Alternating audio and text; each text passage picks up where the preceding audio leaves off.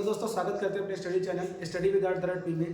आज हम कक्षा 12 रसायन विज्ञान जैव चैप्टर के बारे में जानेंगे। जैव में अभी तक हमने वर्गीकरण वगैरह, कार्बोहाइड्रेट का वर्गीकरण और कार्बोहाइड्रेट के बारे में हमने पढ़ लिया। आज हम एमिनो अम्ल और बचे हुए कुछ और पार्टों के बारे में जानेंगे। तो सबसे पहले हम एमिनो अम्ल के बारे में जानते हैं। एमिनो अम्ल के बारे में क्या होता है? एमिनो अम्ल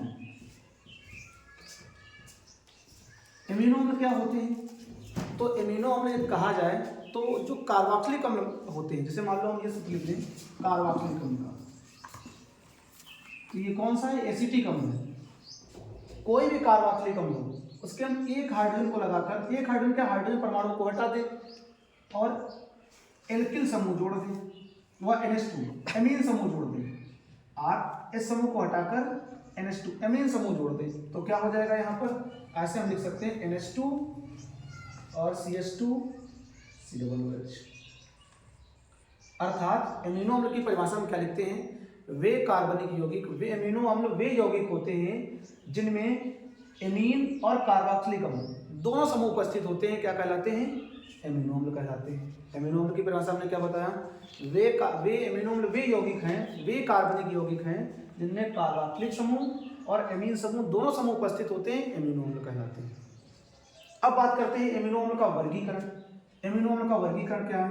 याद रखना, एमिनो अम्ल को कई प्रकार से बांटा गया है। वर्गीकरण की बात करते हैं तो सबसे पहले वर्गीकरण इसकी स्थिति के आधार पर करते हैं। स्थिति के आधार पर वर्गीकरण इसका क्या है? तो इस एमीन समूह की स्थिति के आधार पर सबसे पहले वर्गीकरण क्या है? एमीन समूह की स्थिति के आधार पर, एमीन समूह की स्थिति के आधार पर, एमीन समूह की स्थिति के आधार पर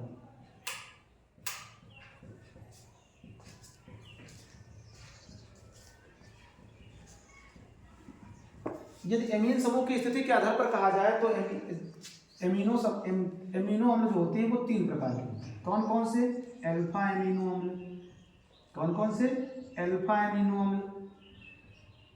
नंबर 2 बीटा एमिनो अम्ल,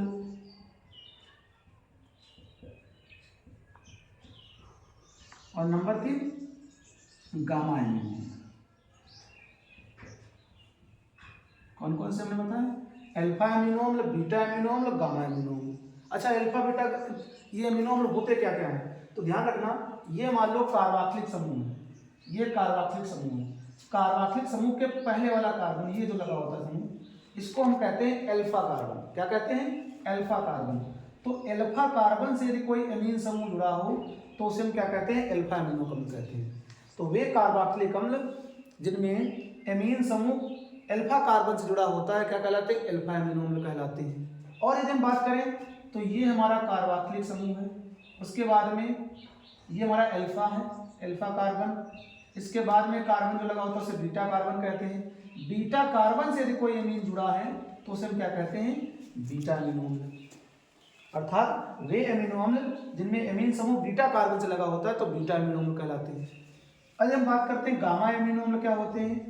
तो कार्बोक्सिलिक अम्ल, कार्बोक्सिलिक अम्ल के बाद में ये CH2 समूह, उसके बाद में एक ये CH2 समूह, उसके बाद में ये समूह। इससे यदि NH2 लगा हो तो ये हो गया अल्फा, ये हो गया बीटा, ये हो गया गामा।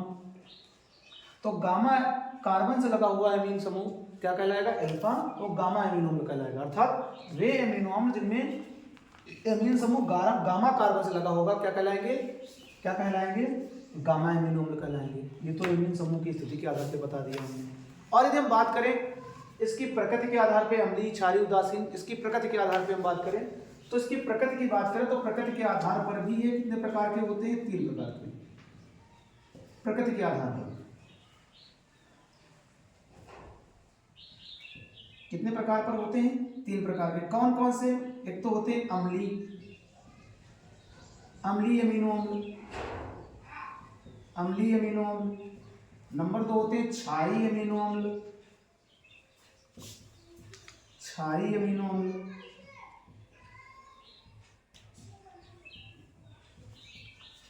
नंबर 3 उदासीन एमिनो अम्ल, उदासीन एमिनो अम्ल। अब समझना, अम्लीय एमिनो अम्ल कौन से हैं, क्षारीय एमिनो अम्ल कौन से हैं, उदासीन एमिनो अम्ल कौन से हैं, तो अम्लीय उदासीन, अम्लीय कौन कौन से होंगे, क्षारीय कौन कौन से होंगे, उदासीन कौन कौन से होंगे, ध्यान रखना। तो हम यहाँ से देखते हैं अम्लीय, क्षारीय, उदासीन की परिभाषा। जैसे मान लो ये समूह है COOH और यहाँ पर लगा है NH2।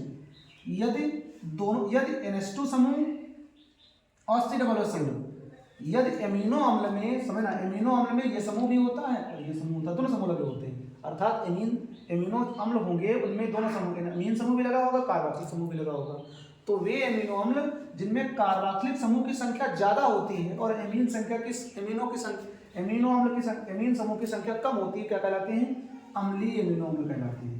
अम्लीय एमिनो अम्ल की परिभाषा क्या बताई, वे एमिनो अम्ल जिनमें कार्बोक्सिलिक समूहों की संख्या ज्यादा होती है और एमीन समूहों की संख्या कम होती है, क्या कहलाते हैं, अम्लीय एमिनो अम्ल कहलाते हैं। अब बात करते हैं क्षारीय एमिनो अम्ल कौन कौन से होते हैं। तो वे एमिनो अम्ल जिनमें NH2 समूह की, एमीन समूहों की संख्या ज्यादा होती है और कार्बोक्सिलिक समूहों की संख्या कम होती है, क्या कहलाते हैं, क्षारीय एमिनो अम्ल कहलाते हैं। उसके बाद बात करते हैं उदासीन एमिनो अम्ल। तो उदासीन एमिनो अम्ल कौन से होते हैं, वे एमिनो अम्ल जिनमें NH2 एमीन और कार्बोक्सिलिक एमीन समूह और कार्बोक्सिलिक समूह की संख्या बराबर बराबर उपस्थित होती है, क्या कहलाते हैं, उदासीन एमिनो अम्ल कहलाते हैं। तो यदि इनकी संख्या ज्यादा होगी, एमीन समूह की संख्या ज्यादा होगी तो क्षारीय एमिनो अम्ल, यदि कार्बोक्सिलिक समूह की संख्या ज्यादा होगी तो अम्लीय एमिनो अम्ल, दोनों की संख्या बराबर होगी तो क्या होंगे, उदासीन एमिनो अम्ल। तो हमने ये दो प्रकार का वर्गीकरण जान लिया। अब यदि हम बात करें कि महत्व के आधार पर, तो महत्व के आधार पर ये दो प्रकार की होती है। यदि हम महत्व के आधार पर जाने तो ये दो प्रकार के होते हैं। कौन कौन से, आवश्यक अमीनो अम्ल, आवश्यक अमीनो अम्ल और अनावश्यक अमीनो अम्ल, आवश्यक अमीनो अम्ल और अनावश्यक अमीनो अम्ल।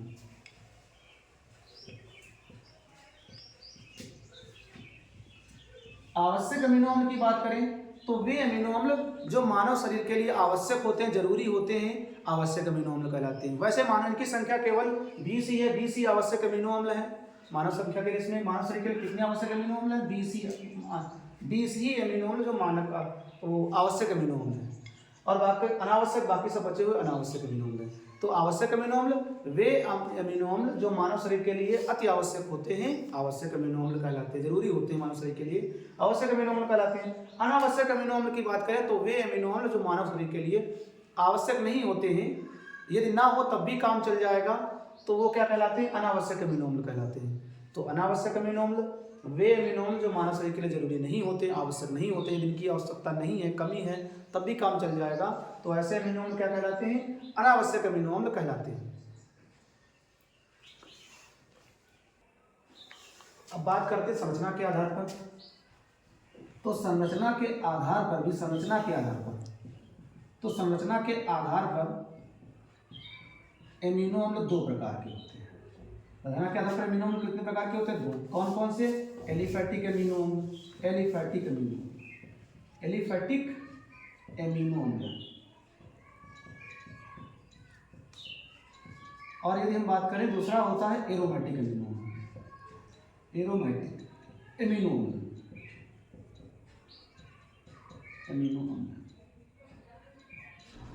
तो एलिफैटिक अमीनो अम्ल कौन कौन से होते हैं, वे अमीनो अम्ल जिनमें कार्बन एक खुली श्रृंखला में होता है, क्या कहलाते हैं, एलिफैटिक अमीनो अम्ल कहलाते हैं। जिनमें कोई बंद श्रृंखला उपस्थित नहीं होती है या बेंजीन वाले उपस्थित नहीं होती है, एलिफैटिक अमीनो अम्ल कहलाते हैं।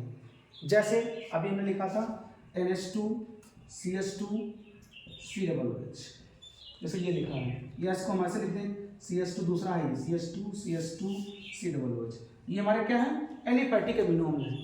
अच्छा, हम बात करें एरोमेटिक अमीनो अम्ल, तो वे अमीनो अम्ल जिनमें एमीन समूह के साथ साथ बेंजीन वलय भी उपस्थित होती है, क्या कहलाते हैं, एरोमेटिक अमीनो अम्ल कहलाते हैं। जैसे NH2 CH COOH, तो यहाँ पर बेंजीन वलय उपस्थित है, तो इस प्रकार के अमीनो अम्ल को क्या कहते हैं हम, एरोमेटिक अमीनो अम्ल।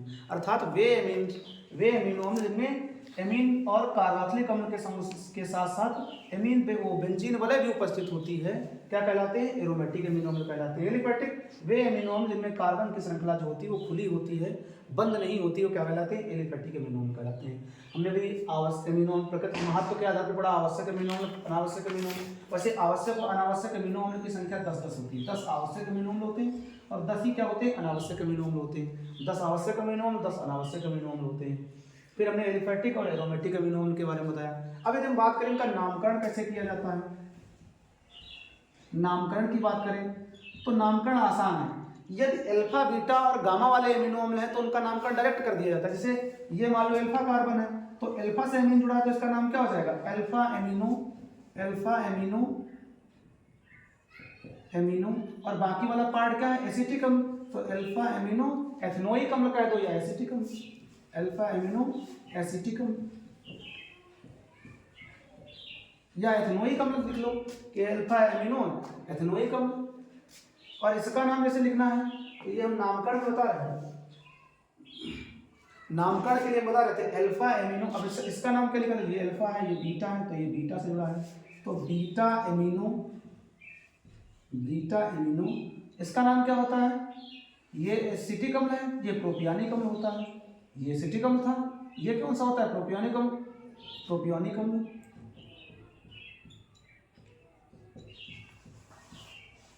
तो बीटा एमिनो प्रोपियोनिक अम्ल।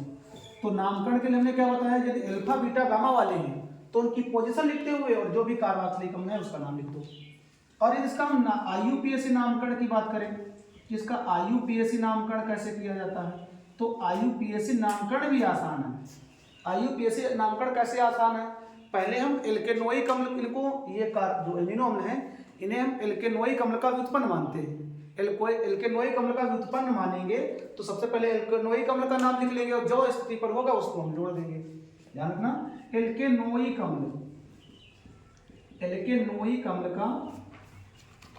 अम्ल का व्युत्पन्न मानेंगे और फिर इससे पहले इसका व्युत्पन्न मानते हैं और इसमें एमिनो समूह जोड़ देते हैं।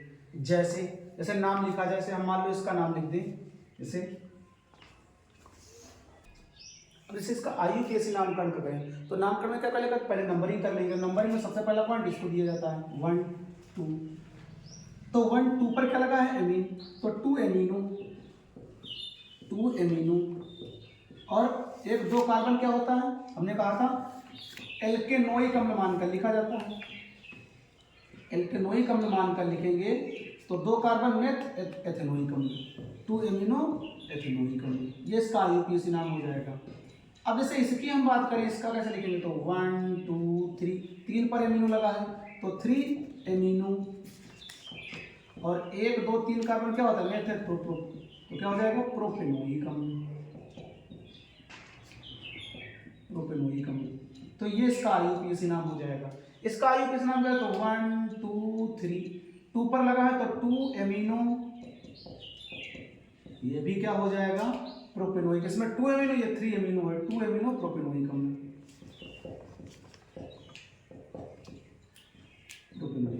ये इसका IUPAC नाम होगा। यदि हम बात करें इसके, यदि ये हमने बताया है कि ये 2 प्रोपेनोइक अम्ल था कैसा, कि इधर ऐसे लिखा था 2 प्रोपेनोइक अम्ल, 2 एमिनो प्रोपेनोइक अम्ल कैसा था, ये वाला बना था CH3 CH और COOH वाले पार्ट को हमने इधर जोड़ा था इस 2 को 1 2 3 ऐसे काउंटिंग की, तो 2 पर लगा है तो 2 एमिनो मेथड प्रोपेनोइक अम्ल नाम, ये नामकरण किया था। अब देखो DL विन्यास के बारे में बात करें तो DL विन्यास में क्या होता है, असममित कार्बन होता है। जैसे ये असममित कार्बन किसे कहते हैं, जिसकी चारों संयोजकता भिन्न भिन्न परमाणुओं के समूह से लगी हुई, एक ये अलग अलग है, तो इसे हम क्या कहते हैं असममित कार्बन, कायरल कार्बन कहते हैं। तो कायरल कार्बन होना चाहिए, मतलब असममित कार्बन होना चाहिए। फिर अब L और D किसे कहेंगे, यदि एमिनो समूह बाईं ओर लगा हो तो इसे हम क्या कहेंगे L ग्रुप कहेंगे, और यदि एमिनो समूह दाईं ओर लगा हो तो इसे हम क्या कहेंगे D ग्रुप कहेंगे। तो ये D ग्रुप है क्योंकि एमीन समूह दाईं ओर है, और यदि बाईं ओर होगा तो इसे L ग्रुप कहते हैं। और इसको हम RS विन्यास से भी निरूपित करते हैं, कई ये भी क्या आता है RS विन्यास की बात करें तो ये RS विन्यास भी होता है। RS क्या होता है, RS वाले में याद रखना DR कि RS वाले में जो D रूप होता है, RS वाले में याद रखना जो D रूप होता है उसको R रूप कहा जाता है, और जो L रूप होता है उसे हम क्या कहते हैं S रूप कहते हैं। तो यही हमारा ये RS रूल भी है, मतलब RS रूल की बात करें तब भी यही है, और DL रूप की बात करें तो तब भी यही है। तो ये हमारा DL और विन्यास, DL विन्यास है हमारा, DL विन्यास। अब बात करते हैं ज्यूटेरायन की। ज्यूटेरायन क्या होता है, जैसे कोई कार्बोक्सिलिक समूह, कोई एमिनो अम्ल है, एमिनो समूह, एमिनो अम्ल है, जैसे मान लो इस प्रकार से लिख दिया जाए RCH NH2 CH2COOH, तो इसको हम ऐसे लिखे जाए COOH। इस तो ध्यान रखना, ये कोई एमिनो अम्ल है, उसको हम जल में घोलें तो क्या होता है, ये समूह, ये कार्बोक्सिलिक समूह जो है, कार्बोक्सिलिक समूह जो है वो अपना प्रोटॉन मुक्त कर देता है, अपना प्रोटॉन दे देता है, छोड़ देता है। तो ये प्रोटॉन देगा तो ये होगा क्या, RCH CH2 C डबल बंध में O, यहाँ से ये अपना प्रोटॉन दे देगा और ये वाला एमीन समूह अपना उसका प्रोटॉन ग्रहण कर लेता है।